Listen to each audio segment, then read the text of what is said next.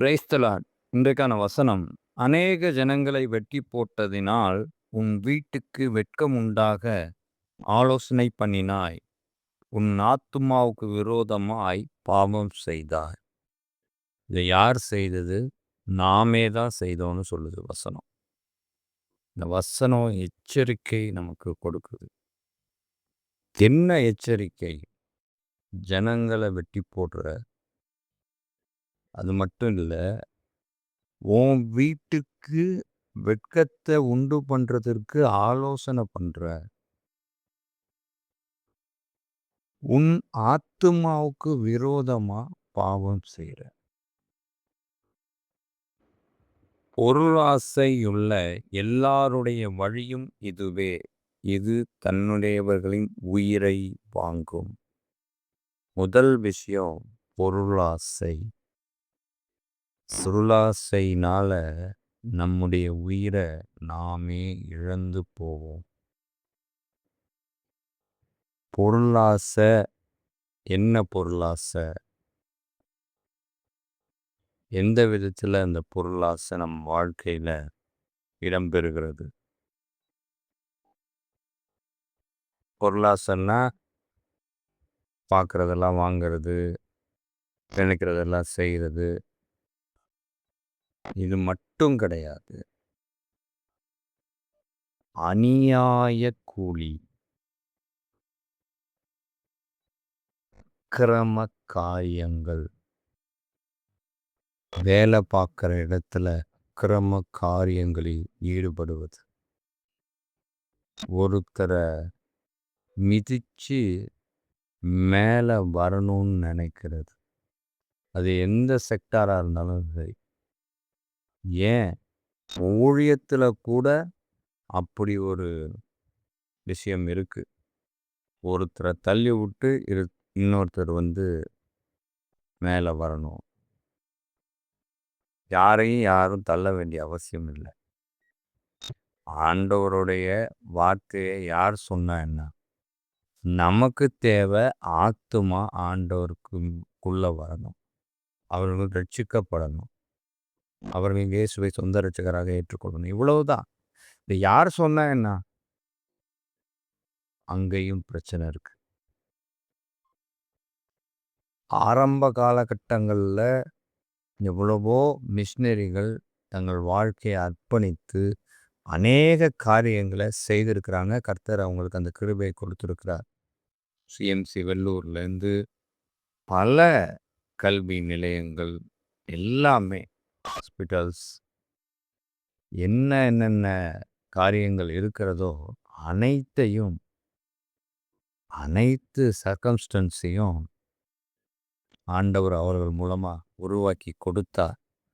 ஆனால் இப்போ அது எப்படி செயல்பட்டு கொண்டிருக்கிறது? ஆண்டவருடைய அந்த கிருபையினால உருவாக்கப்பட்ட அந்த இன்ஸ்டிடியூஷன்ல இன்னைக்கு அநியாய பணம் வாங்கி கொண்டு சீட் கொடுக்குறாங்க. அநியாய கூலி வாங்கி கொண்டு சீட் கொடுக்குறாங்க. ஆண்டவர் என்ன சொல்லியிருக்கிறார்? இலவசமாய் பெற்றீர்கள், இலவசமாய் கொடுங்கள். ஆண்டவர் சொன்னதே சேவை செய்யுங்க. அதுதான் அவங்க செஞ்சிருக்காங்க மிஷினரிகள். ஆனா இங்க என்ன நடந்துட்டு இருக்கு? இலவசமா கொடுக்க சொன்ன அந்த விஷயத்த பணத்துக்கு விற்று கொண்டு இருக்கிறாங்க. அது கல்வியா இருக்கலாம், எந்த ஒரு விஷயமா இருந்தாலும், மருத்துவமா இருக்கலாம், வேலை அந்த செக்டாரா இருக்கலாம், எந்த ஒரு விஷயமா இருந்தாலும். இன்னைக்கு ஒருத்தருக்கு வேலை கிடைக்கணும் டயசிஸில் அப்படின்னா அதற்கு பணம் மிகுந்த ஒரு முக்கிய பங்கு வகிக்கிறதா இருக்கு. எவ்வளோ ஒரு வேதனையான காரியம். இதெல்லாம் தான் அந்த வசனம் சொல்லுது. வெட்டி போடுறீங்க அப்படின்னு சொல்லுது. வெட்டி போடுறீங்கன்னா கொன்னுடுறீங்கன்னு அர்த்தம் இல்லை. கொல்ற மாதிரி தானே? எப்படி ஒருத்தர்கிட்ட 10 லட்ச ரூபா கொடுக்க முடியாதுன்ற சூழ்நிலை இருக்கும்போது அவங்கள பொருளாதார ரீதியா நெருக்கி, உனக்கு வேலை வேணும்னா ரூ. 10,00,000 குடுத்தா தான் உனக்கு வேலை. எவ்வளவு ஒரு கேவலமான காரியம். எல்லா விஷயத்திலயும் இது நடந்துட்டு இருக்கு. அததான் இன்னைக்கு ஆண்டவர் சொல்றார். இது பொதுவா தான் பேசுறார். இது யாருக்கு போகணுமோ அவர்களுக்கு போய் சேரும். ஆண்டவர் கொண்டு போய் சேர்ப்பார். அதற்காக தான் இந்த வசனத்தை இன்னைக்கு பேச சொல்லியிருக்கிறார். இது யாரையும் குறிப்பிட்டு பேசுறதோ, இல்ல யாரையும் மனதில வைத்து பேசுகிறதோ ஒன்றுமே கிடையாது. கர்த்தர் என்ன சொல்லுகிறாரோ அதை மாத்திரம் தான் நான் செய்வேன். எனக்கு ஒன்றும் தெரியாது. அவர் என்ன வார்த்தையை என் வாயிலே போடுகிறாரோ, அது எனக்கும் சரி, மற்றவர்களும் சரி, அதுதான் நாம கடைபிடிக்க வேண்டியதா இருக்கிறது. யாருக்கோ ஆனா ஆண்டவர் பேசிட்டு இருக்கிறார். இந்த மாரி பல விஷயங்கள் கல்வி நிலையங்கள்ல தொடங்கி, அ சபையில சபையில எவ்வளவு மோசமான காரியங்களை செய்து கொண்டிருக்கிறார். தங்கள் சொந்த ஆதாயத்திற்காக விசுவாசிகளை ஏமாற்றி பிழைக்கிற ஊழியக்காரர்கள் இன்னைக்கு எத்தனை பேர்? எத்தனை மூப்பர்கள், எத்தனை உபதலைவர்கள், ஏகப்பட்ட பேர். போல வேலைக்காரர், வேலைக்காரிகளுடைய கூலியை வைத்துக்கொண்டு அவர்கள் கொடுக்காமல் இருக்கிறவர்கள் எத்தனை பேர்? ஆண்டவர் இன்னைக்கு வார்ன் பண்றார். உனக்கு உண்டானது போதும் என்று எண்ணு. அதை விட்டுவிட்டு அநேகருடைய வாழ்வை அழித்து நீ வாழணும்னு நினைச்சீன்னா நீ வாழ மாட்ட. உனக்கே அழிவை தேடிக்கொள்வென்றார். நான் இன்னைக்கு அப்படிதான் நடந்துட்டு இருக்கு. வெளியில அப்படிதான் நடந்துட்டு இருக்கு. நாம பார்த்துட்டு இருக்கோம்ல. எத்தனை பேருடைய வாழ்க்கையை அழித்து தான் வாழணும்னு சொல்லி வாழ்ந்து எத்தனையோ பேர் பாதியிலே கடந்து போனவர்கள் இருக்கிறாங்க.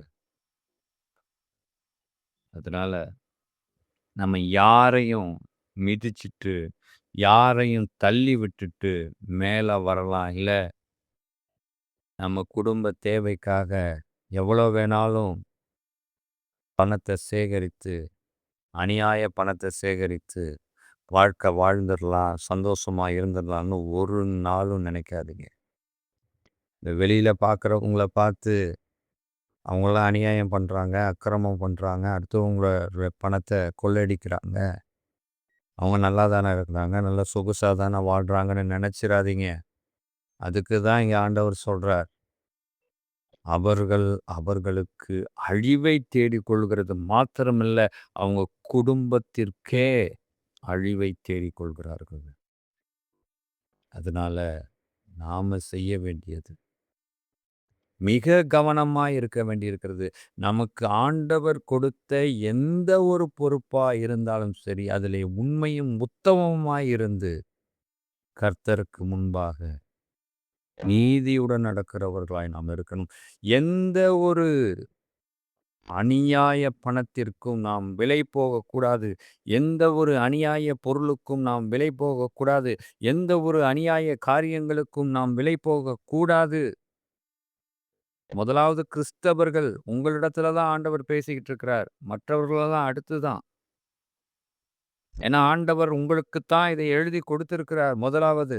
நீங்க கற்றுக்கொண்டா தானே மற்றவர்களுக்கு சொல்ல முடியும்.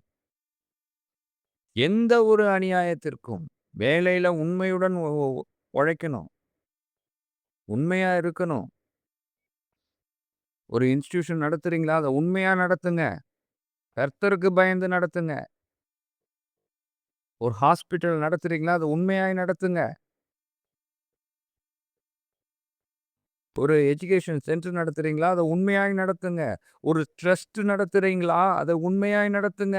ஒரு ஊழியம் பண்றீங்களா? அத கர்த்தருக்கு முன்பாக உண்மையாய் செய்யுங்க.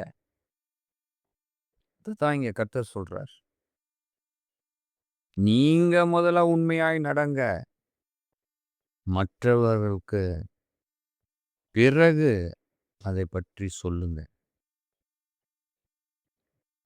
எந்த ஒரு ஆதாயத்திற்காகவும், எந்த ஒரு அநியாய கூலிக்காகவும், மற்றவர்களை ஒடுக்கி நான் வாழணும், நான் வளரணும்னு நெனச்சீங்கன்னா, அது நீங்க உங்களுக்கே அழிவை தேடிக் கொள்கிறீங்க. உங்க குடும்பத்திற்கே அழிவை தேடிக் கொள்கிறீங்க. உங்க சந்ததிக்கே அழிவை தேடிக் கொள்கிறீங்க. அப்படிங்கிறத ஆண்டவர் வலியுறுத்தி சொல்லுகிறார். எனக்கும் அதுதான். அதனால ரொம்ப, ரொம்ப, ரொம்ப கவனமாய் இருக்க வேண்டியிருக்கிறது. அநியாய பணம், அநியாய காரியம் எதுவும் நம்மிடத்துல வேண்டாம். நாம எந்த பதவியில வேணா இருக்கட்டும். ஆனா எதுவுமே நமக்கு வேண்டாம். அது ஒரு நாளும், ஒரு நாளும் நம்மளை வாழ்விக்காது. நம்மளை அது அழித்து போடும். காதுள்ளவர்கள் கேட்க கடவர். ஆமென்.